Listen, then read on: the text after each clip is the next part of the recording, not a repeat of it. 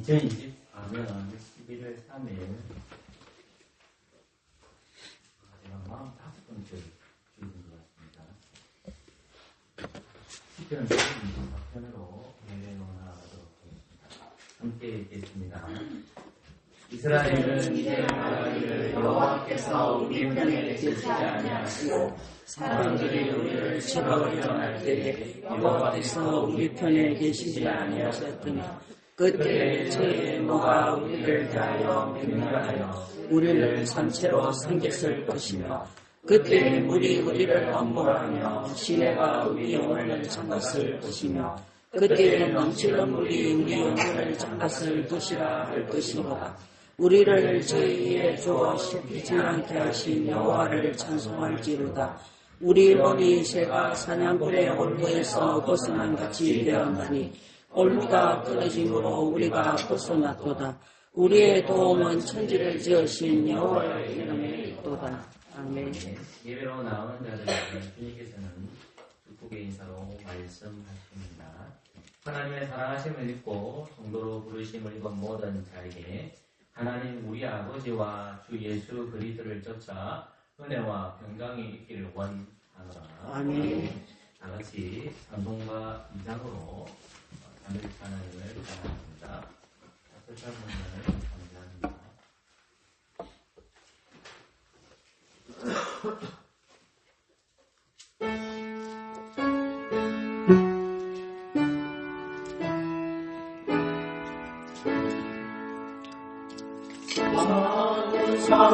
성자수명께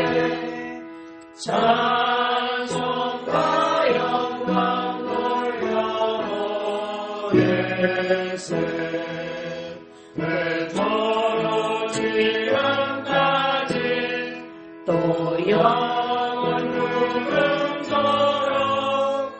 성삼위의 영광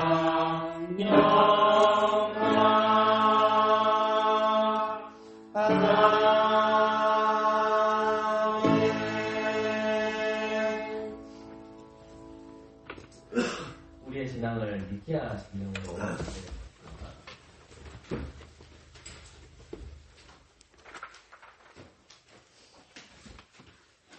함께 니케아 신경을 고백하도록 하겠습니다.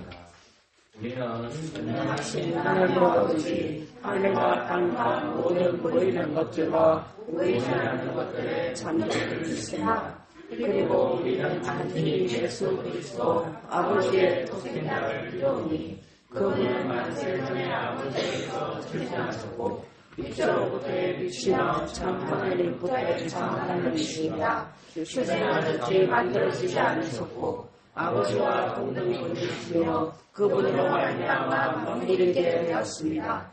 우리 방금 우리 구원을 위하여 하늘에서 내려오시어 성령으로 말미암아 동정녀 마리아에게서 성육하셨고 사람이 되셨습니다. 우리를 위하여 본디오 빌라도 시절에서 십자가에 못 박히셨고 고난당하고 장사되셨습니다. 성령을 따라 사흘만에 부활하셨고 하늘로 올라가셨고 아버지의 오른편에 앉아 계시며 영광 중에 다시 오시어 산자들과 죽은 자들을 심판하실 것입니다. 그분의 나라는 끝이 없을 것입니다. 그리고 우리는 주께서 생명의 질을 다하신 성령을 믿으니 그분은 아버지와 그리스도 아들로부터 나오시며 아버지와 아들과 그의 경배와 영광을 받으시는 분이며 선지자를 통하여 말씀하셨습니다. 우리는 하나의 거룩하고 사도적인 공의를 믿습니다. 우리는 사제롭게 하는 하나의 죄를 고백합니다. 우리는 죽은 자들의 부활과 내세의 생명을 대망합니다. 아멘. 언약의 말씀 구약 성경 출애굽기 20장 1절에서 17절입니다. 출애굽기 20장 1절에서 17절까지 한 절씩 교독하겠습니다. 제가 먼저 하나님 말씀 읽겠습니다. 하나님이 이 모든 말씀으로 일러 가라사대 나는 너의 그 땅 종되었던 집에서 이날에는 너희 하나님 여호와가 너는 나 외에는 다른 신들을 내게 있게 말지니라. 너를 위하여 새 유산을 만들지 말고 또 위로 하늘에 있는 것이나 아래로 땅에 있는 것이나 땅 아래 물속에 있는 것에 아무 형상이 된 것이지 말라. 그것들에게 전하지 말며 그것들을 섬기지 말라. 나 여호와 너희 하나님은 질투하는 하나님인즉 나를 미워하는 자의 죄를 갚되 아비로부터 아들에게로 3-4대까지 이르게 하느니와 나를 사랑하고 내게 맹을 지키는 자에게는 천대까지 은혜를 베푸니라. 너는 너희 하나님 여호와의 이름을 망령되 이끌지 말라. 나 여호와는 나의 이름을 망령되 이끄는 자를 죄 없다 하지 아니하리라. 안식일을 기억하여 거룩히 지키라. 여세 동안 힘써 내 모든 일을 행할지니라. 예죄를 하는 여호와의 안식일이죠. 너나 내 아들이나 내 딸이나 내 남종이나 내 여종이나 내 육축이나 내 문안에 요하는 길이라도 아무 일도 하지 말라. 이는 여세 동안에 나 여호와가 하늘과 땅과 바다와 그 가운데 모든 것을 만들고 제7일에 쉬었습니다. 그러므로 나 여호와가 안식일을 복되게 하여 그날을 거룩하게 하였느니라. 내 부모를 공경하라. 그리하면 너희 하나님과 여호와가 내게 준 땅에서 내 주님이 있으리라. 살인하지 말지니라. 가늠하지 말지니라. 도둑질하지 말지니라. 내 이웃에 대하여 거짓 증거하지 말지니라. 함께 하겠습니다. 내 이웃의 집을 탐내지 말지니라. 내 이웃의 아내나 그의 남종이나 그의 여종이나 그의 소나 그의 낙이나 무릇 내 이웃의 소유를 탐내지 말지니라. 아멘. 아멘. 하겠습니다. 십계명에 근거해서 우리의 죄를 공적으로 고백하도록 하겠습니다. 나는 먼저 맞춰서 하나님 앞에 그 이름으로 기도하겠습니다.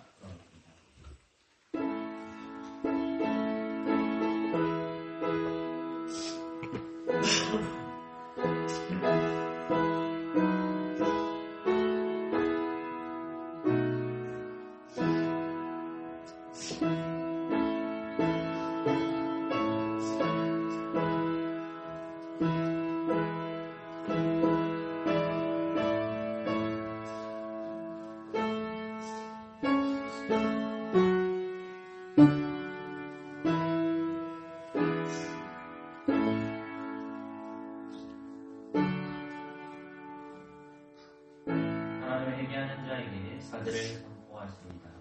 하나님이 그 아들을 세상에 보내신 것은 세상을 심판을 하심이라니요 그로 말미암아 세상이 구원을 받게 하려 하심이라. 아멘. 시편 11편 찬양하겠습니다.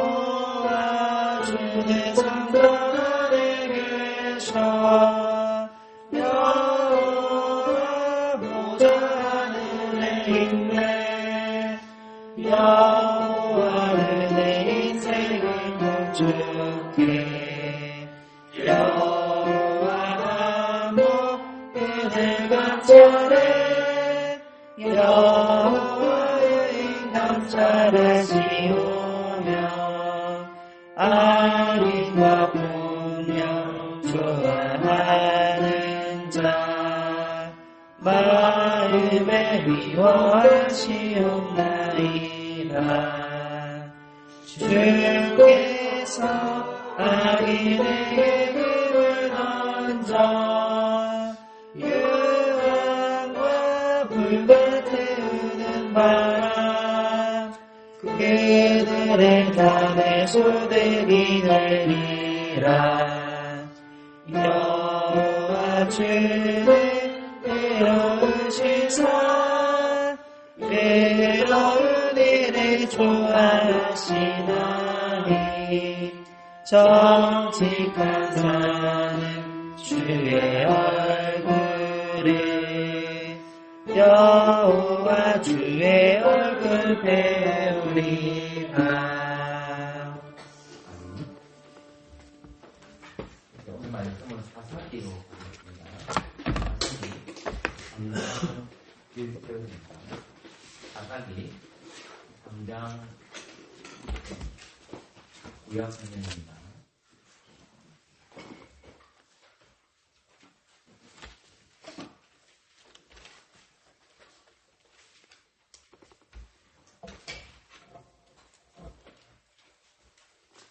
사사기 3장 1절에서 6절까지인데 6절만 뜻을 말씀을 펼치겠습니다. 여호와께서 가나안 전쟁을 알지 못한 이스라엘을 시험하려 하시며 아멘. 주신 하나님 감사합니다. 오늘 잠시 가시라는 제목으로 설교하려고 합니다. 이 말씀 잘 깨달아서 우리에게 주어진 가시가 무엇인지를 알게 알려주시고 언제나 하나님 뜻 안에서 그 가시를 감사하고 자고하지 않도록 하나님 인도하여 주옵소서. 말씀을 전하는 자나 말씀을 듣는 자들이 모두 은혜 받기를 원합니다. 예수 그리스도 이름으로 기도합니다. 아멘.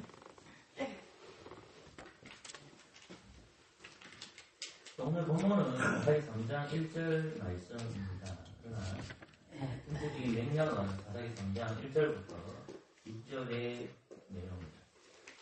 제가 살피려고 하는 내용은 가시라는 주제로 하나님의 말씀을 전하려고 합니다. 그러나 조금 전에 제가 읽었던 성경 말씀에는 가시라는 단어가 전혀 나오지 않습니다.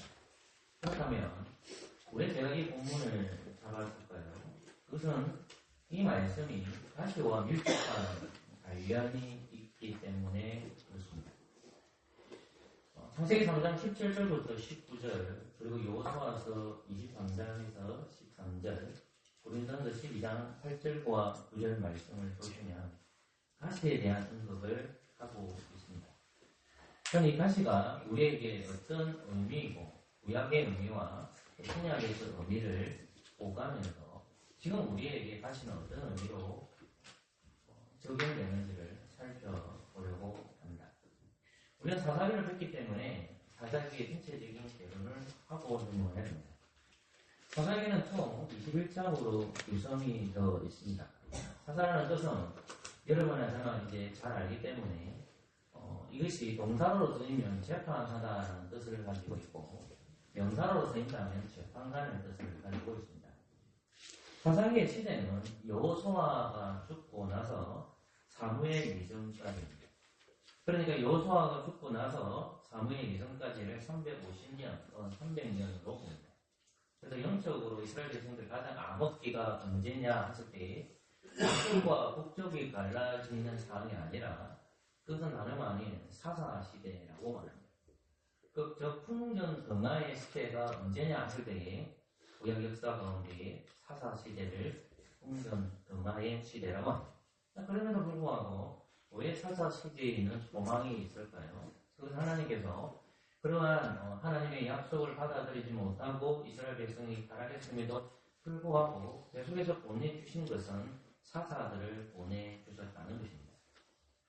사사기는 3장부터 16장까지는 온니엘부터 시작해서 12명 또는 13명의 사사들이 등장합니다. 여러분이 잘 아시는 삼손이 마지막 사사입니다. 모두 12명의 사사들입니다. 그들은 이스라엘이 왕이 없었던 시대에 아직 왕이 오지 않았기 때문에 300년, 350년 동안에 그들의 직무를 감당하다가 다 성천하신 인물들입니다. 그렇다면 사사들과 이스라엘 백성들이 왜 가나안 땅에 들어왔느냐라는 질문을 해야 합니다. 창세기, 출애굽기, 레위기, 민수기, 신명기, 여호수아를 지나서 사사기로 갑니다. 우리 모든 것이 언약의 관점 안에서 연결되어 있음을 오미하셔야 합니다.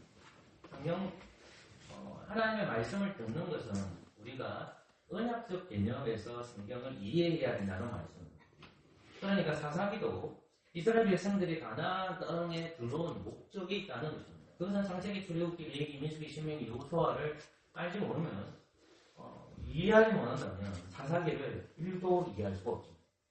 왜냐하면 사사기는 앞에 성경과 긴밀한 연결성을 가지고 있기 때문입니다.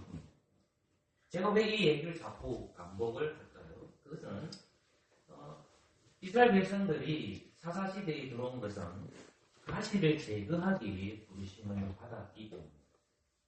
사사들, 12명의 사사들과 이스라엘 백성들이 하나가 되어서 300년, 350년 동안에 그들이 해야 될 목적은 뭐냐면 가나안 땅에 거하는 가시를 제거하는 것.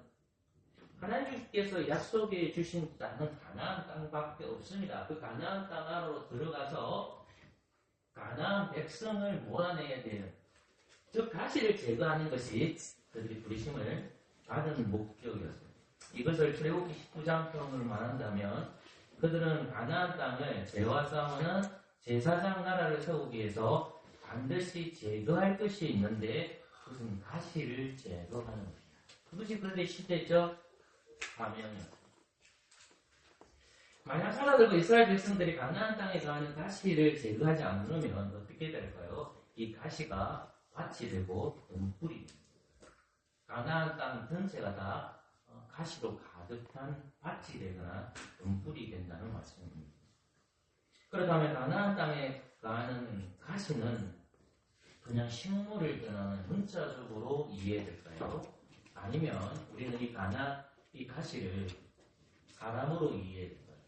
이미 그것을 알고 계신 분들도 계시겠지만 사사기 3장 1절에서는 가시라는 단어가 1도 나오지 않고 1절부터 6절 상에서도 가시라는 단어는 등장하지 않습니다.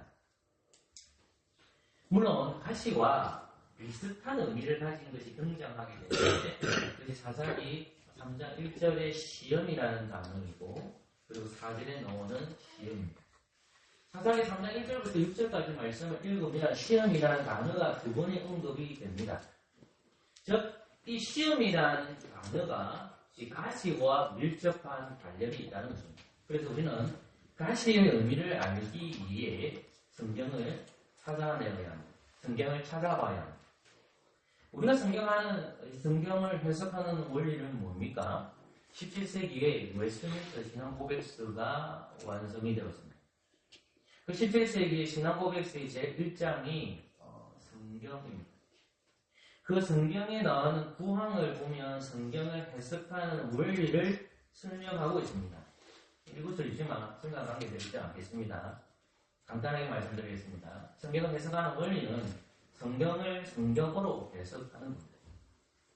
말씀으로 개혁되어가는 교회라는 것은 항상 말씀으로 진보되어 가야 되고 예배도 진보되어 가야 됩니다. 그 진보는 세상에서 요구되는 진보되는 것이 아니라 말씀 안에서 성경적으로 부정적으로 개혁되어 가야 된다는 것입니다. 그러니까 우리가 성경을 해석하는 원리는 일반 고고학이나 철학이나 가치관이나 세상에서 말하는 그런 가치관으로 해석하는 것이 아니라 성경의 해석의 원리는 성경을 성경으로 해석하는 겁니다. 구약은 구약으로 해석하고 구약이 해석이 안 되는 것은 신약으로 해석하고 신약에서 해석이 안 되는 것은 구약으로 해석하는 겁니다. 그러니까 성경과 성경을 통해서 성경을 해석하는 것이 개혁주의 원리라는 것입니다. 그렇다면 가시라는 단어가 나오지 않고 이 시험이라는 단어가 가시와 관련됐다고 말씀했습니다. 그렇다면 이 가시의 의미를 알아야만 시험이라는 의미도 이해합니다. 물론 사사기 3장 1절부터 6절에 보면 그 시험이 누구를 통해서 시험이 누구인지를 압니다.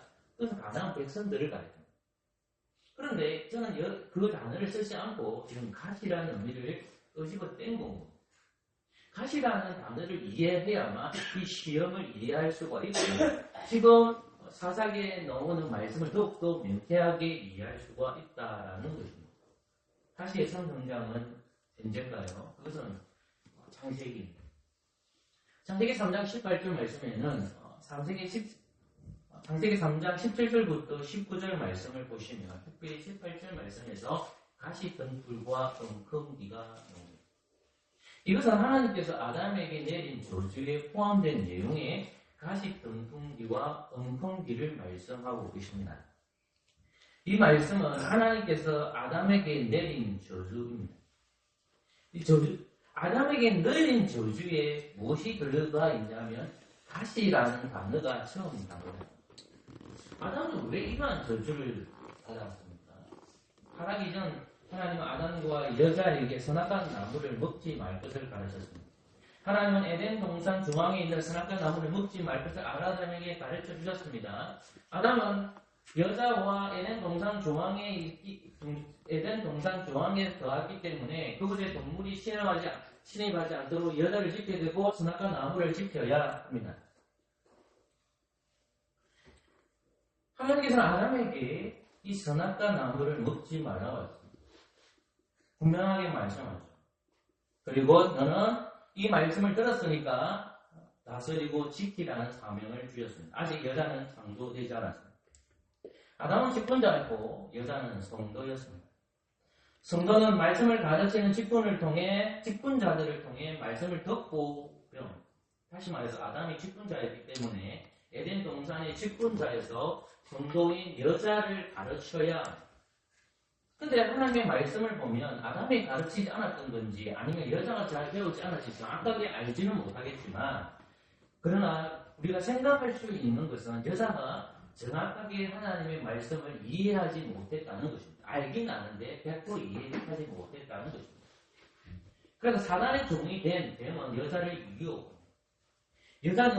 여자를 유혹하기 위해서 뱀은 첫 번째 질문한 것이 뭐냐면 하나님이 참으로 너희에게 동산 모든 나무 열매를 먹지 말라 하시더냐라고 합니다. 뱀은 거짓된 복음으로 여자를 유혹했습니다. 하나님은 아담에게 이렇게 말씀하지 않았습니다. 하나님이 참으로 너희에게 동산 모든 나무의 열매를 먹지 말라 하시더냐. 동산 모든 나무의 열매를 먹지 말라 하시더냐. 동산 모든 나무의 열매를 먹지 말라 하시더냐. 하나님은 그렇게 말씀하지 않았어요. 창세기 2장 16절에 보시면 하나님이 그 사람이 명하게 이르시되 그 사람은 아담을 가르칩니다. 동산 각종 나무의 열매를 내가 임의로 먹을 수 있다. 네 마음대로 먹을 수 있다. 각종 나무. 근데 사단의 정의된 뱀은 어떻게 얘기했습니까? 모든 나무의 열매를 먹을 수 있다. 모든 나무의 열매를 먹을 수 있다라고 하나님께서 말씀하지 않았습니다. 모든 나무의 열매를 먹으라고 말씀하지 않았습니다. 동산 각종 나무의 열매를 먹을 수 있다. 임의로 먹을 수 있다. 그러나 17절 말씀, 선악을 알게 하는 나무의 열매를 먹지 말라라고 조건이 달려있습니다. 동산 모든 나무의 열매를 먹을 수 있다라고 뱀이 다가와서 하나님의 말씀에 비슷하게 도전하고 있습니다. 하나님의 말씀을 교모하게 바꾸었습니다. 우리는 요한복음 8장 44절과 47절 말씀을 기억합니다. 그 말씀에서 사탄의 특징이 나옵니다. 사탄은 거짓말장이요 거짓의 아비라고 했죠. 우리의 아버지는 하나님입니다. 하나님이 말씀하신 것은 진리입니다. 하나님이 말씀하신 것은 변하지 않습니다. 그러나 그들은 사탄을 아비로 섬기고 있습니다. 사탄의 무기는 거짓입니다. 거짓된 복음입니다. 거짓된 복음으로 누구를 유혹합니까? 성도인 여자를 유혹합니다. 여자가 무너지게 됩니다. 그리고 여자가 하나님의 말씀을 정확하게 이해하지 못하자 이 뱀은 정면도전으로 들어갑니다. 창세기 3장 5절 말씀을 보시면 뱀이 여자에게 이르되 너희가 결코 죽지 아니하리라. 창세기 3장 말씀은 저나 여러분이나 다 알고 있는 말씀이고 주일학 학생들조차도 이 말씀을 잘 기억하고 있고 창세기에 일하는 대부분의 성도들이 다 기억하고 있습니다. 좀 더 세밀하게 따져봅시다. 뱀이 여자에게 이르되 너희가 결코 죽지 아니하리라 하고 있습니다. 그러나 하나님께서는 아담에게 무엇을 얘기했습니까? 네가 먹는 날에는 정령 죽는다고 했습니다. 그것이 아담에게 가르쳐 주신 하나님의 말씀, 불변하지 않는 진리의 말씀이었습니다. 사단의 종이 된 뱀은 하나님의 말씀을 정면적으로 도전하면서 절대로 죽지 않는다라고 했습니다. 여자는 뱀의 유혹에 남아가 선악과를 넘었습니다. 언약의 대표자이고 언약의 당사자였던 아담은 어디에 있었습니까? 우리는 성경을 꼼꼼하게 읽거나 우리 교회 성도님들은 이미 저에게 배웠기 때문에 아담은 바로 옆에 있었다는 사실을 확인합니다. 아담은 모든 상황을 보았고 모든 것을 들었습니다. 눈으로 보았고 귀로 들었습니다. 그러나 아담은 하나님께 주신 절대적 사명, 다스림과 지킴, 여자를 지키는 것과 여자를 말씀으로 다스리지 못했습니다. 그냥 내버려 뒀다는 말씀입니다. 아담과 여자는 선악과 나무를 먹지 말라는 그 명령에 불순종해서 여자가 먼저 먹고 옆에 있던 남자인 아담도 직분자로서 하나님께서 주신 선악과 나무를 먹지 말라고 했는데 그것을 먹는 불순종을 범했습니다. 이 광경을 지켜본 하나님이 이제 에덴 동산으로 오셨습니다. 하나님은 재판장으로 오십니다. 하나님은 재판장으로 오셔서 그들의 잘잘못을 따릅니다. 이제 여자와 아담은 죄인의 신분이 되었습니다. 하나님께서 먹지 말라는 선악과 나무를 먹게 됨으로 그들은 죄인의 신분이 되어지기 때문에 하나님 그들의 죄를 심판하기에 왔습니다. 하나님은 아담과 여자와에게 물었습니다. 언약의 대표자인 그 아담에게 물었습니다. 그래서 아담은 어떻게 대답했습니까? 하나님이 왜 이 선악과 나무의 열매를 먹었느냐라는 질문에 언약의 대표자이고 가정의 대표자이고 교회의 대표자인 그의 입술에서 나온 첫마디가 뭐였습니까? 하나님이 주셔서 나와 함께 하신 여자 그가 나무의 열매를 내게 주니 내가 먹었습니다 라고 하나님께서 창조하신 그 여자 때문에 당신이 창조하신 그 여자 때문에 내가 먹었습니다 라고 핑계했습니다. 이어서 재판장으로 지금 하나님께서는 여자에게 물었습니다. 창세기 3장 13절 말씀에 여호와 하나님이 여자에게 이르시되 너가 어찌하여 이렇게 하였느냐. 여자가 이르되 뱀이 나를 깨물어 내가 먹었나이다. 여자는 자신의 잘못을 뱀에게 돌렸습니다. 여자는 하나님께서 창조하신 이 뱀 때문에 내가 이런 죄를 범했다는 것입니다. 아담과 여자는 죄인의 신분입니다. 하나님께서 먹지 말라는 것을 자신의 욕심 때문에 죄를 범했습니다. 하나님 앞에서 그들은 나는 죄인입니다. 내가 죄를 범했습니다. 라고 고백하지 않았습니다. 그들은 죄를 심판하신 하나님 앞에서 하나님께서 창조하신 이 피조물 때문에 내가 이런 짓을 했습니다. 라고 고백을 했습니다. 다시 말해서 아담은 여자 탓을 돌렸고 여자는 뱀 탓으로 돌렸습니다. 하나님은 재판장을 얻어서 그들의 죄를 묻고 이제 심판하심으로 공의를 드러냈습니다. 하나님이 재판하시고 공의롭게 재판하시는 것이 이제 창세기 3장 후반부에 나오는 것입니다. 하나님은 뱀에게 저주를 내렸습니다. 그것이 창세기 3장 15절 말씀입니다. 그리고 하나님께서는 여자에게 저주를 선언했습니다. 야, 너는 잉태하는 고통이 더욱더 심할 거야. 그리고 너는 평생 동안 남편을 사모하게 될 거야. 라는 말씀을 하고 있습니다. 그리고 이어서 이제 3장 10절, 15절, 19절. 오늘 우리가 이 본문 말씀을 유심히 살펴봐야, 물론 창세기 3장 15절과 창세기 3장 16절과 창세기 3장 17절, 19절 말씀은 다 연결이 됩니다. 하나를 떼어놓고 해석할 수가 없습니다. 15절을 이해해야만, 16절을 이해해야만 17절, 19절까지 이해가 됩니다. 17절, 19절 말씀 하나님께서 아담에게 내린 저주입니다. 아담에게 이르실 때 네가 내 아내의 말을 듣고 네가 먹지 말란 나무의 열매를 먹었은즉 땅은 너로 말미암아 저주를 받고 너는 평생에 수고하여 그 소산을 먹으리라. 땅이 내게 다시 평평비가 웅성비를 낼 것이라. 내가 먹을 것은 밥과 채소인즉 너가 흙으로 돌아갈 때까지 얼굴에 땀을 흘려야 먹을 것을 먹으리니 너가 그것에서 치아름을 입었습니다. 너는 흙이니 흙으로 돌아갈 것이니라. 아멘. 재판장으로 하나님은 죄인 아담을 심판하려서 그의 죄에 대해서 조목조목 따지면서 야, 너는 이런 심판을 받는 거야? 야, 내가 너에게 이제 징계를 하고 있어. 재판장에 오신 하나님은 인류의 대표인 아담에게 평생 동안에 이마에 땀을 흘릴 것을 말합니다. 이전에는 타락하기 전에는 소산의 열매들이 있었습니다. 그 열매를 먹음으로 하나님의 말씀대로 살아갔습니다. 이제는 어떻게 됩니까? 타락 이후에는 열심히 이마에 땀을 흘려야 된다. 얼굴에 땀을 흘려야 된다. 땀을 흘려야만 소산을 먹을 수가 있습니다. 왜 그렇습니까? 땅이 저주를 받았기 때문에 그렇습니다. 땅이 저주를 받았습니다. 땅이 저주를 받았기 때문에 그 땅을 개간해야 됩니다. 농부가 되어야 됩니다. 그래서 그 땅에는 가시 덩굴기와 엉겅기가 나올 것이라는 거예요. 만약에 네가 가시 덩굴기와 엉겅기를 가만히 하고 네가 일하지 않고 이마에 땀을 흘리고 얼굴에 땀을 흘리지 않으면 너는 먹을 수가 없다는 거야. 너는 생존할 수가 없다는 거야. 너는 열심히 이마에 땀을 흘려서 가시 덩굴기와 엉겅기를 제거해야 된다는 것입니다. 자, 그러면 가시 덩굴기와 엉겅기는 우리의 입장에서 봤을 때는 부정한 것이라는 거예요. 이 부정한 것을 하나님께 누가 주셨느냐? 하나님께서 아담에게 주셨다. 야, 너 이거 제거해. 가만히 놔두면 이것이 너 어떻게 해야 돼? 너 얼굴에 땀을 흘려야만 가시덩굴기와 엉겅기를 제거할 수 있어. 야, 그건 너 아니? 너 열심히 땀 흘리다가 거꾸로 이렇게 말합니다. 인생이 평화하다는 것을 알아보지 않습니까?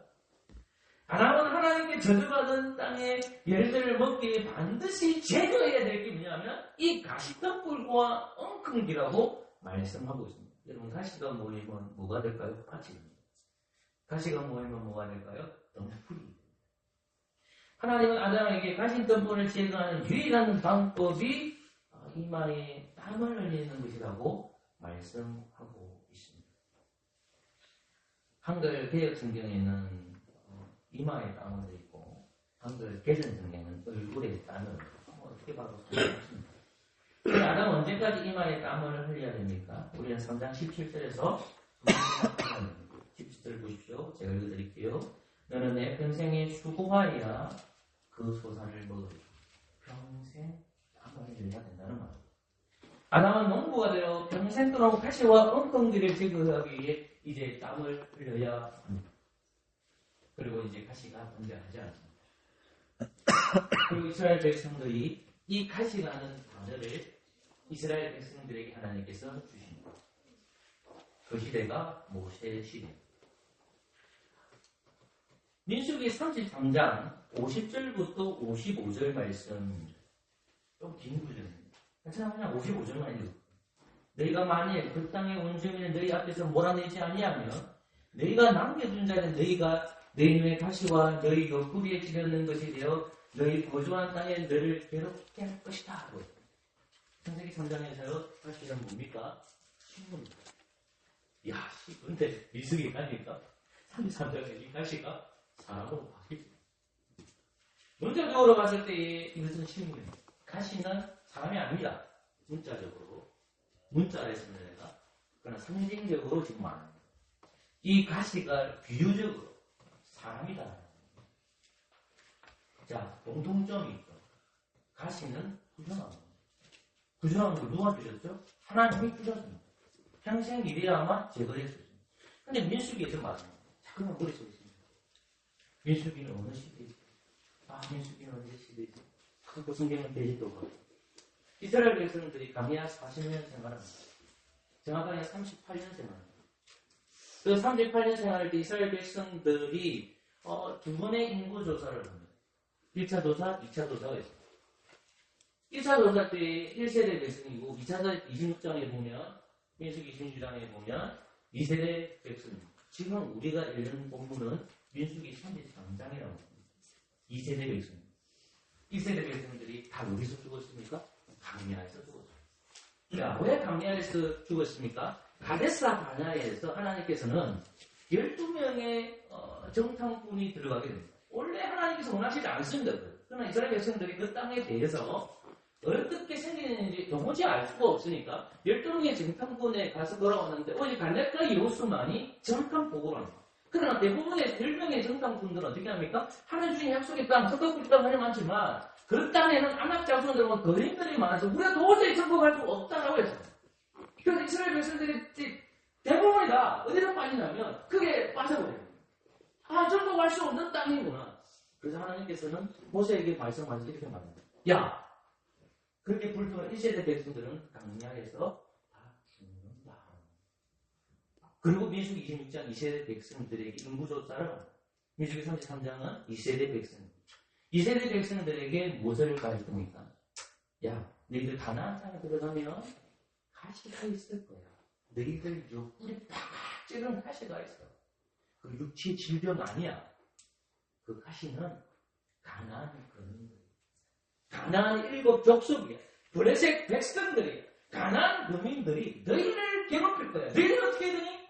이마에 땀을 흘려라. 얼굴에 땀을 흘려서 그 가나안 백성들을 몰아내라는 것입니다. 그래서 민수기 33장 55절 읽었지만 민수기 33장 52절 말씀 읽게 됩니다. 그 땅에 원주민 가나안 백성들 너희 앞에 다 몰아내고 새긴 석상과 꾸만 우상을 다 깨뜨리며 산당을 헐고 되십니다. 산당을 헐고 우상을 깨뜨리고 산당을 다 헐어란 말입니다. 지난주에 김우 목사가 설교했던 잘 생각해 보십시오. 예수 그리스도께서 예루살렘 성전 안으로 들어갔을 때에 두 분의 성전 성전을 하는데 어떻게 합니까? 그 성전이 부승하게 되어 있으니까 하나님의 아들이신 그리스도께서 오셔서 어떻게 합니까? 마치 벽곡처럼 다 부숴버립니다. 모든 것을 파괴해버립니다. 하나님 지금 그렇게 만들어요. 하나님 주신 약속의 땅이 부정한 것으로 가르쳐 있습니다. 하나님께서는 언약의 백성들에게 거룩한 땅이라고 해놓고 그 땅에 들어가니까 다시 등불로 가르쳐 버렸습니다. 근데 하나님 그 땅을 약속하신 땅이라고 합니다. 그럼 이스라엘 백성들이 어떻게 됩니까? 하나님의 말씀은 불변에 변하지 않는 진리의 말씀입니다. 이스라엘 백성들은 농부가 돼요. 비유적으로. 이스라엘 백성들은 밭을 기가 된 땅을 파내야 됩니다. 파내서 누구를 몰아내야 됩니까? 하나님 주신 그 약속의 땅, 거룩한 땅에 부정한 것들이 있으니까 그 부정한 땅, 것들을 몰아내야 된다. 이마에 무엇을 흘려야 될까요? 땀. 이마에 땀. 얼굴에 땀을 흘리자. 얼굴에 땀을 흘리라는 거예요. 모세를 통하여 이스라엘 백성들에게 가르쳐 주었습니다.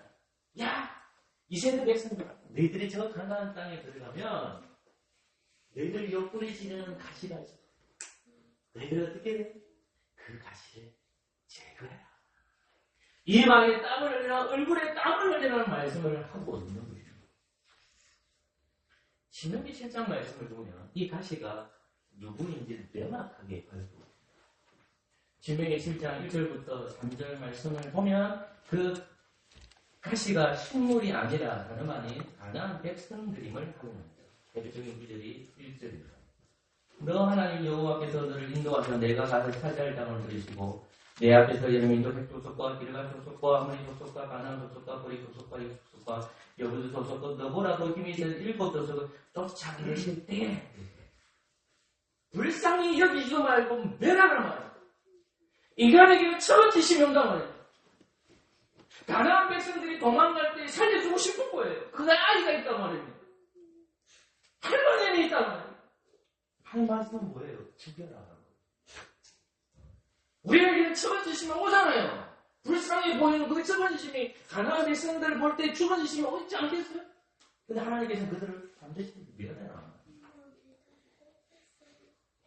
7 족속을 얘기하는 것이 신명기 7장 1절에서 밝히고 있습니다.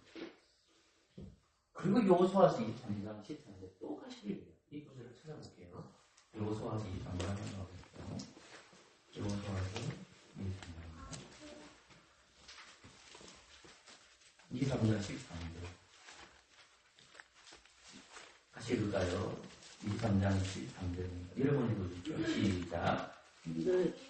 여러분들이 여기서 2장장 13절 시작. 저희에게 알라 너희 하나님 여호와께서 이 민족들을 너희 목전에서 다시는 쫓아내지 아니하시리니 그들이 너희에게 올무가 되며 덫이 되며 너희 옆구리에 지키게 되며 너희 눈에 가시가 되어서 너희가 빌던 너희 하나님 여호와께서 너희에게 주신 이 아름다운 땅에서 멸절하리라. 아멘. 여호수아서는 23장은 여호수아가 마지막 설교하는 이제 모세 시대가 지내고 여호수아 시대거든요. 여호수아 시대에는 이스라엘 백성들이 가나안 땅으로 들어와서 가나안 땅도 분배받았어. 근데 여호수아가 죽을 나이가 다 돼가니까 그 회중들을 모아놓고 말씀을 가르치는 거예요. 그 말씀을 가르치는 내용 중에 13절 말씀에 후반부에 뭐라고 되어 있습니까? 너희에게 주신 이 뭐라 되어 있죠? 아름다운 땅. 아름다운 땅. 거룩한 땅. 하나님께서 말씀하신 그 거룩한 땅, 그 아름다운 땅에 가는데 그 아름다운 땅에 부정한 것입니다. 근데 그 부정한 것은 뭘로 표현하느냐? 그들이 너희에게 올무가 되며 덫이 되면 너희 옆구리에 채찍이 되면 너희 눈에 뭐가 된다? 가시로. 너희 눈에 가시가. 그들을 멸하라. 이제 우리는 이해했습니다. 가시는 식물도 표현되지만 가시는 사람으로도 표현돼요. 가시는 부정한 것. 가시는 이마에 땀, 얼굴에 땀을 내어서 그 가시를 제거해야 됩니다. 3장 7절 가보십시오. 이제 4장 3장 1절입니다. 가나안의 모든 전쟁을 알지 못한 이스라엘을 뭐라고 되어 있습니까? 시험하여 하시며. 여러분 2절과 3절 말씀, 사사기 2절과 3절 말씀을 같이 미안합니다. 4절 말씀만 하시겠습니다. 시작. 나는 주님 여호와로 이스라엘을 시험하사 여호와께서 모세로 그에게 열정이 좋아하신 명령들로 적당한 나라를 보자 하셨더라. 자, 1절 말씀을 보면 가나안 모든 문제에 알지 못한 이스라엘을 시험한다고 했습니다. 전쟁의 경험 1도 없는 것. 제가 조금 더 설명할 시간이 없기 때문에 지금 방법한데 사사기 시대에 출애굽 2세대 백성들이 들어가서 가나안 백성들과 싸웁니다. 그리고 요수아 죽어요. 그리고 그 2세대 부모들이 다 죽습니다. 근데 3세대가 무엇을 경험하지 못했느냐? 전쟁을 경험하지 못했습니다. 전쟁에 안 나갔다는 말이에요. 그러니까 전쟁을 경험하지 못한 이스라엘 백성들이 지금 가나안 땅에 있는 거예요. 자, 그럼 보세요. 4절 말씀 보세요. 이방 민족들로 무엇을 시험하여? 이스라엘을 시험하자. 누가 시험하는 거죠? 하나님.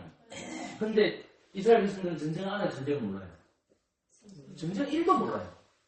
전쟁을 몰라요. 하나님께서는 전쟁을 모르는 이스라엘 백성들에게 시험하시기 위해서 무엇을 남겨놓느냐? 가나안 거민들을 남겨주셨다.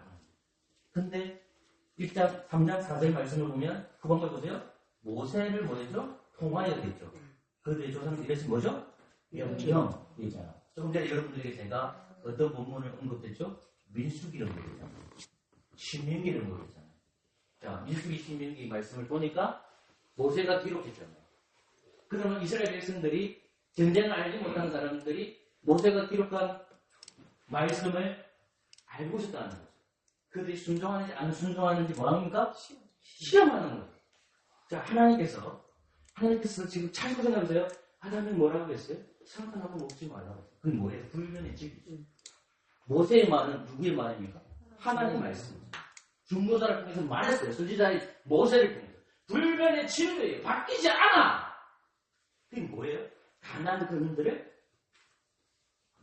용서란 말이 아니에요. 가나안 백성을 멸세라는 거예요. 없애지 아니하면 교회가 타락한다는 말이에요. 멸해라. 멸해라.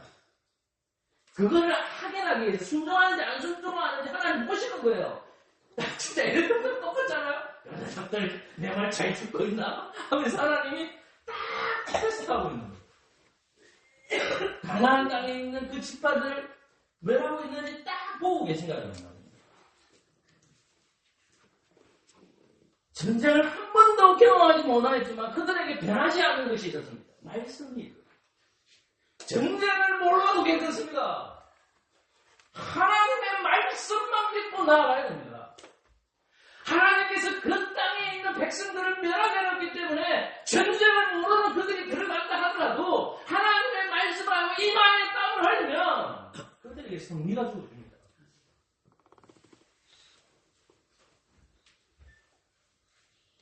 하나님 그들을 나에게 순종하는지 시험하고 있습니다. 그래서 사사기 제사는 1절과 4절에서 시험이라는 것을 두 번 언급하고 있습니다. 그렇다면 이 가나안 땅에 가는 백성들이 누군지를 2절과 3절에서 알고 있습니다. 그것은 다른 가나안 백성들을 따릅니다. 사랑하는 성도 여러분, 이제 저는 여러분들에게 말씀을 정리하려고 합니다. 이스라엘 백성들이 그러면 가나안 거민들을 완전하게 멸했을까요? 이스라엘 백성들은 가나안 땅에 가는 백성들을 멸하지 못합니다. 나중에 집에 가셔서 사사기를 보십시오. 사사기 1장을 보시면 사사기에 보면 유다 족속들이나 베냐민 족속들이나 요셉 족속이나 모나리 집사나 에브라임 족속은 아셀 납달리 집사가 봅니다. 1장에 보면 그러면 그들이 하나님께 주신 그 땅의 분배를 받았는데 가나안 가면 두지 말아야 되는데 짜증이 나가지고 유다, 베냐민, 요셉, 모나세, 에브라임, 스불론, 아셀, 납달리 전부 다 뭘 남겨놓냐면 가나안 거민들을 남겨놓습니다.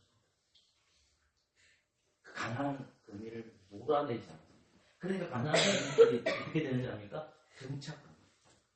같이 이스라엘 백성에 거하게 된다는 것입니다. 그럼 생각해봅시다. 사사시대 이스라엘 백성들은 이 말 다 말해서 가요. 다 말해서 가요. 그리고 사사시대 말기에 삼손이 나옵니다. 삼손이 혼자 싸웁니다. 삼손이 날이 탁대로 1,000명의 군대를, 블레셋 군대를 지배합니다. 가시죠. 어느 누구도 도와주지 않습니다. 왜 그럴까요? 얼굴에 땀을 안 합니다. 근데 사사로 부르시는 바람에 삼손이 혼자서 이마에 땀을 흘린다는 말씀입니다. 사랑하는 분들 여러분, 예수님이 겟세마네 동산에서 딱 한 번 이마에 땀을 흘립니다. 베드로, 야고보, 요한 너무 피곤해서 비비십니다. 그들의 사역이 너무나도 많았기 때문에 산에 올라가서 너무 피곤한데 충분히 기도하거든요. 베드로와 야고보와 요한은 끊임없이 깨어서 기도하라고 하지만 그들이 육신이 약해서 잠을 자고, 그래서 예수님은 홀로 기도하셔서 하나님 앞에 기도할 때에 그 얼굴에 땀이 있다, 땀이 핏방울이 되었다라고 합니다. 사랑하는 성도 여러분, 예수님은 우리를 구원하시기 위해서 부정한 자가 됩니다. 예수님은 십자가에 돌아가셨을 때에 왜 가시면류관을 쓰고 가실까요? 예, 가시면류관은 고난을 상징합니다.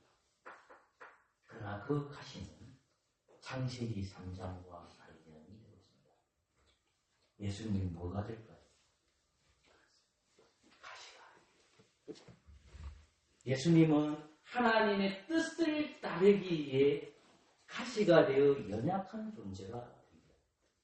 그럼 여기서 답을 찾습니다. 왜 하나님이 이스라엘 백성들에게 가나안 백성을 주셨을까요? 첫 번째 시험하시기 위해서. 두 번째 문제 아닙니까? 그들이 하나님을 의존할 수 있다. 하나님을 찾을 수 있어요. 가시를 주심으로 하나님을 부르실 수 있기 때문에 그렇습니다. 저는 사도 바울까지 연기를 싣고 싶지만 시간이 너무 오래돼서 끝까지 넘어가지 못했습니다. 여러분에게 가시가 무엇입니까? 교회 안에는 가시들이 참 많습니다. 그것은 거짓된 가르침을 가지는 것도 가시가 될 수 있고, 여러분의 아이가 가시가 될 수 있고, 부모가 가시가 될 수 있고, 성도가 가시가 될 수 있고, 여러분 안에서 가시 있는 것들이 있을 것입니다. 근데 그 가시를 제거하는 방법이 뭘까요? 성령님을 찾는 겁니다. 성령님을 찾는 것은 무엇입니까? 간단합니다. 말씀에 순종하는 것. 하나님의 말씀을 듣는 겁니다. 그리고 하나님의 말씀을 듣고 저 여러분들이 무엇을 흘려야 될까요? 죄와 싸우기 위해서 무엇을 흘려야 될까요? 얼굴에 땀을 흘려야 돼요. 그래야만 교회가 죄로 오염되지 않습니다. 그렇게 살아가는 저와 여러분 되시기를 소망합니다. 성공과 139장입니다. 성공은 154장입니다.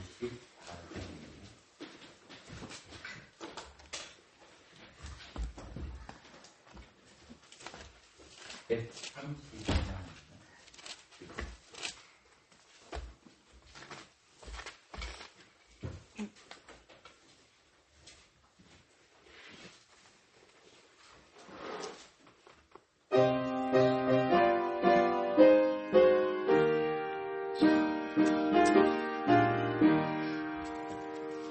생명의 영원을 유한 받으시옵소서.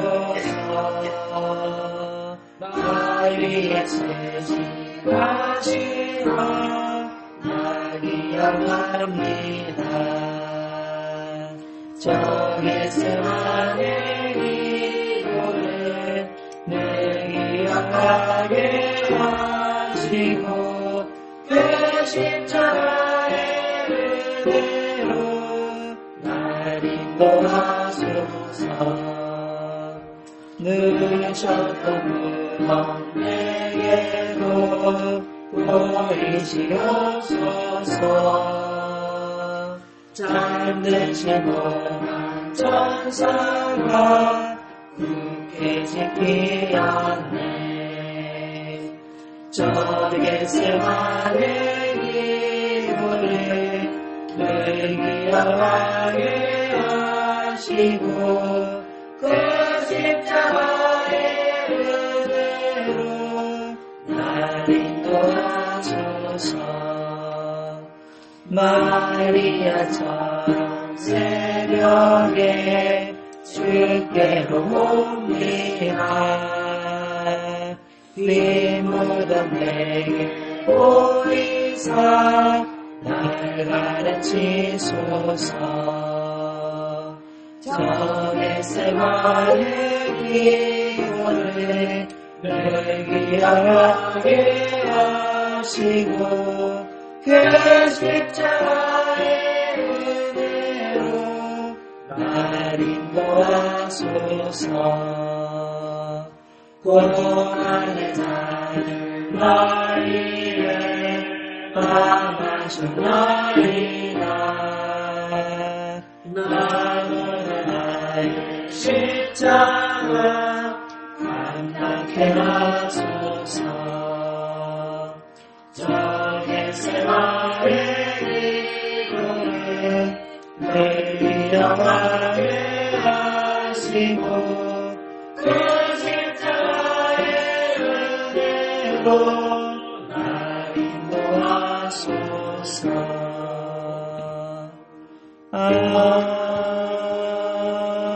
아멘. 예, 신청받으셨습니다. 그 자리에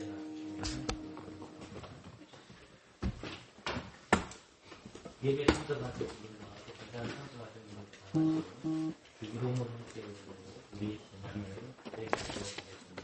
함께 고백하겠습니다. 하늘에 계신 우리 아버지여, 이름이 거룩히 받으시오며 나라가 임하시오며 뜻이 하늘에서 이루어진 것 같이 땅에서도 이루어지이다. 오늘 우리에게 일용할 양식을 주시옵고 우리가 우리에게 죄짓는 자를 사하여 준 것 같이 우리 죄를 사하여 주시옵고 우리를 시험에 들게 하지 마시옵고 다만 악에서 구하시옵소서. 나라와 권세와 영광이 아버지께 영원히 있사옵나이다. 아멘. 정상 본문입니다. 에베소서 2장입니다. 2장 12절 말씀만 전하겠습니다. 에베소서 2장 12절. 그때 너희는 그리스도 밖에 있었고 이스라엘 나라 밖에 아니라 약속의 언약들에 대하여 외인이요 세상에서 소망이 없고 하나님이 없는 자이더니. 아멘. 이 에베소 교회의 모습은 우리와 똑같은 모습이라고 볼 수 있습니다. 에베소 교회는 유대인들이 아니라 이방인들입니다. 이 땅에 살아가는 우리 교회 성도들 다 한국 사람이지 않습니까? 우리도 그리스도 밖에 있었고 이스라엘 나라 밖에 사람이고 약속의 언약에 대한 외인이요 세상에 소망이 없고 하나님이 없는 자이죠. 그럼에도 불구하고 성령님의 사역이 하나님의 말씀을 통하여 역사에 있어서 전에 멀리 있던 우리가 성령님을 통해서 그리스도와 한 몸이 되어졌습니다. 그러니 우리가 성전을 통해서 알고 배워야 될 건 뭘까요? 그것은 한 가족이 되었다는 것입니다. 그리스도를 통해 한 몸이 되었는데 그것은 교회의 공로를 통해서 이루어졌습니다. 그러므로 우리 안에는 벽이 없어야 됩니다. 목사와 성도 사이의 벽, 성도와 성도 사이의 벽, 가족과 가족 사이의 벽들이 없는 것이 정상적입니다. 그래서 떡과 포도주를 보면서 우리가 무엇을 확인해야 될까요? 이전에 멀리 있었구나. 내가 하나님 나라에 들어갈 수 있고 그리스도와 한 몸이 될 수 없는 자였구나. 그러나 그리스도께서 나를 위해 희생해 주셨구나. 그분의 몸을 상징하는 떡을 보시고 그분의 피를 상징하는 포도주를 보시고 그분의 희생을 통하여 우리는 제사함을 받았고 구속함을 받게 됩니다. 성령님을 통해서 이것이 계속해서 연합이 이루어집니다. 그러니 떡과 포도주를 볼 때에 삼위일체 하나님의 은혜를 생각하는 저와 여러분 되시기를 소망합니다.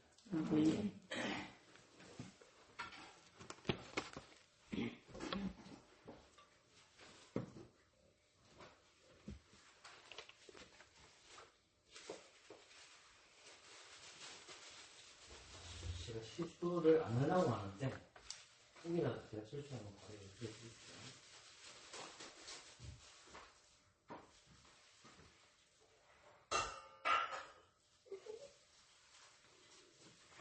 네. 이 표는 예수님의 몸입니다. 아멘. 안뜨게 참여합니다. 예수 그리스도의 이름으로 기도합니다. 아멘.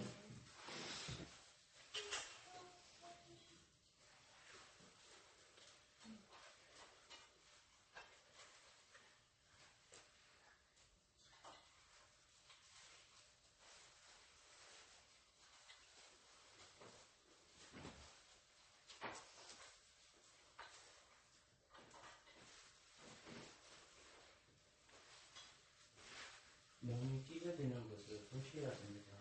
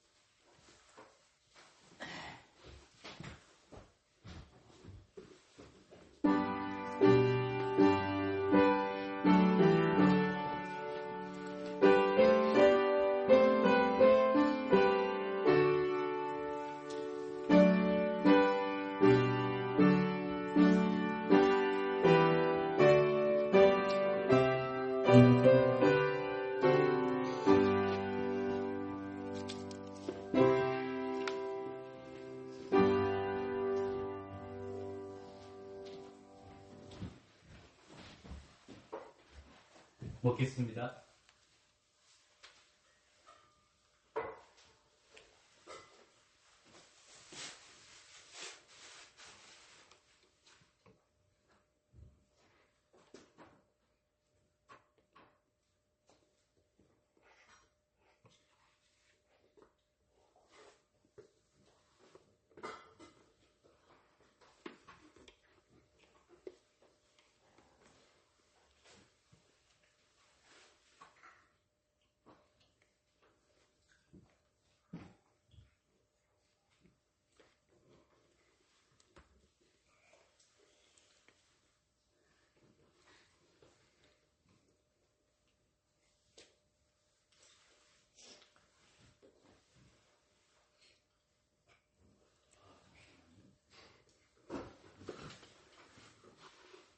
그리스도의 보혈은 예수님의 몸에서 나옵니다.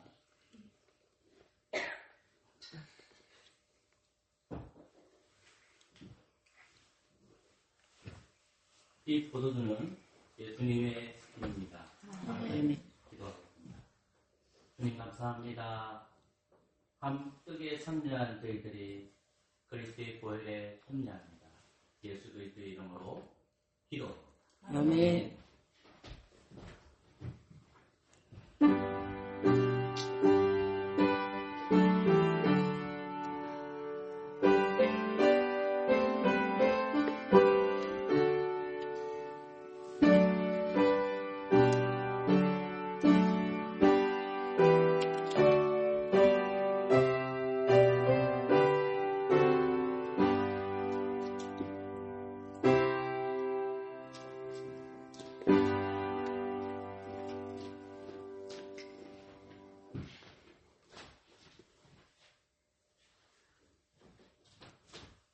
복 받을 수는 있습니까? 네, 마치겠습니다.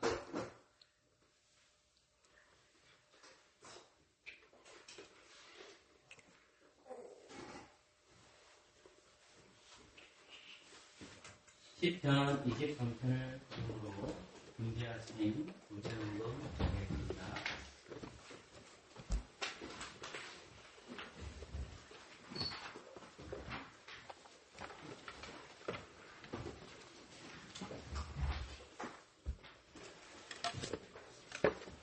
네, 김동명도 방송을 보여주십시오.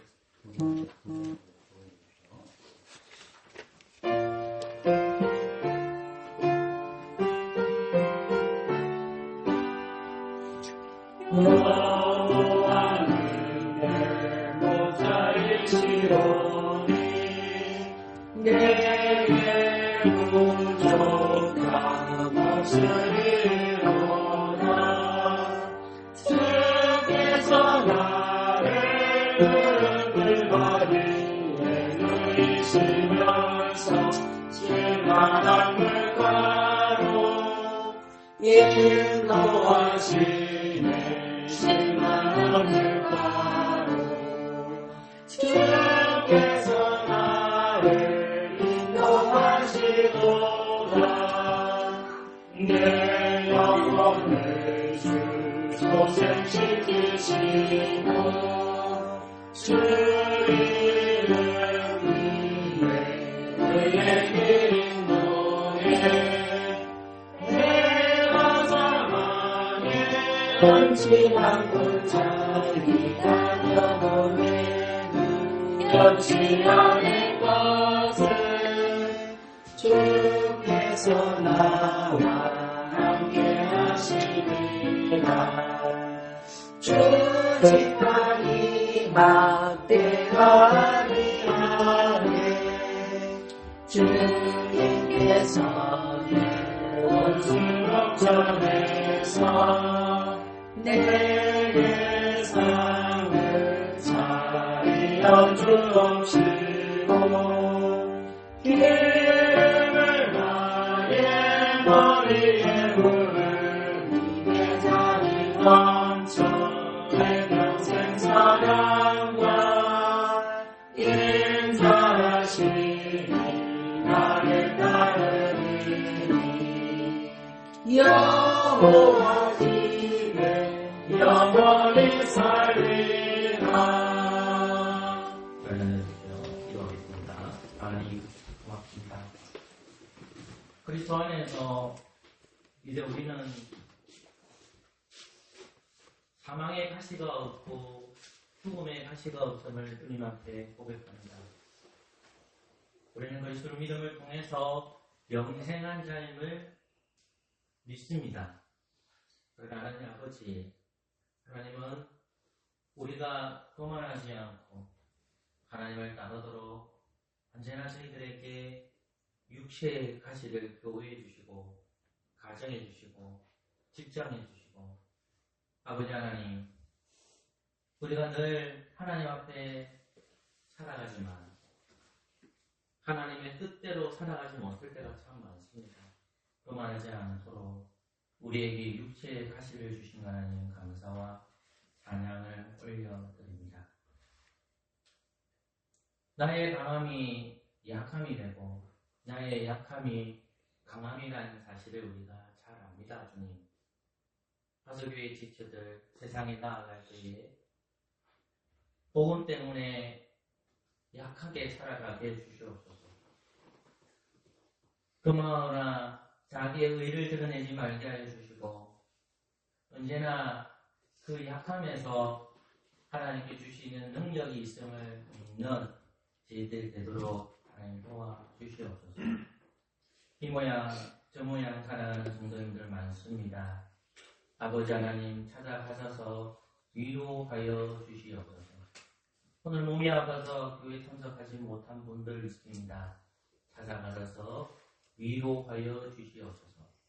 우리 교회가 하나님 보시기 아름다운 교회로 자라나기를 소망합니다. 하나님 뜻대로 주님 말씀하신 대로 움직이는 그런 교회 되도록 주님 보살펴 주시옵소서. 예수 그리스도의 이름으로 기도합니다. 아멘. 시편 150편을 보고 준비하신 공부하겠습니다.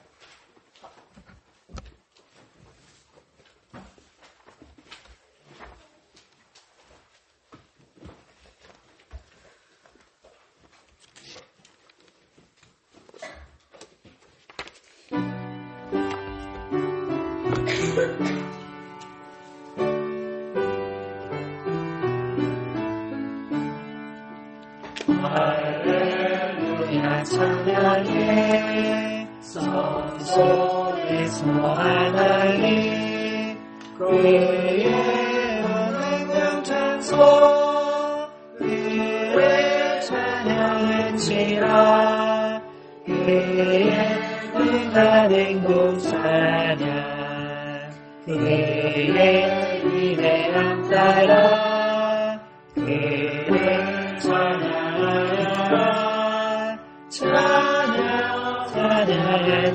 찬양할지어다 나팔 소리로 찬양 이파 지금 가지고 소시로 춤추어 찬양할지라 영화 큰 소로 주 찬양 큰 소리 나는 제게 높이는 제게 외로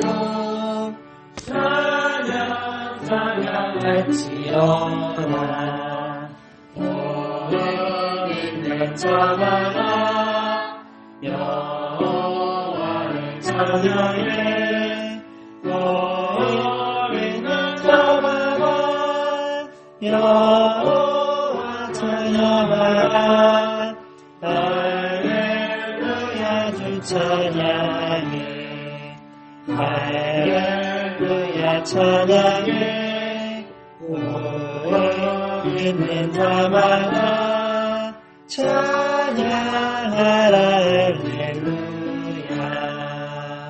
기도하겠습니다. 하나님 감사합니다. 이 행동이 하나님 뜻에 합당하게 반응되게 하여 주시고 가난한 자 있다면 주님 찾아가셔서 훌륭한 양식으로 채워주시옵소서. 예수님의 이름으로 기도합니다. 아멘. 다 같이 일어나셔서 주님 다시 오실 때까지 찬양하겠습니다.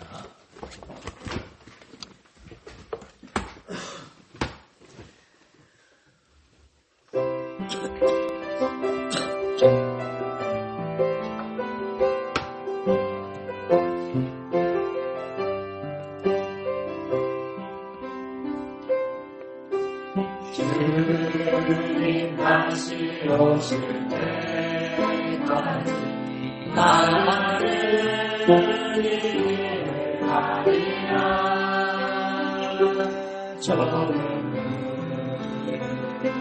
좁은 길 나의 십자가 지고 나의 가는 이름 끝에서 나를 주님을 보리라 영광을 내 주님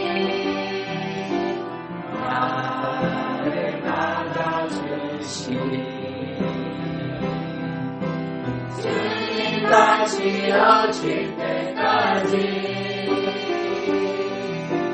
나는 일어나 달려가리라 주의 영광 온 땅 덮을 때 나는 일어나 노래하리 내 사모하는 주님 온 세상 부르시라 내 사모하는 주님 영광의 왕이시라.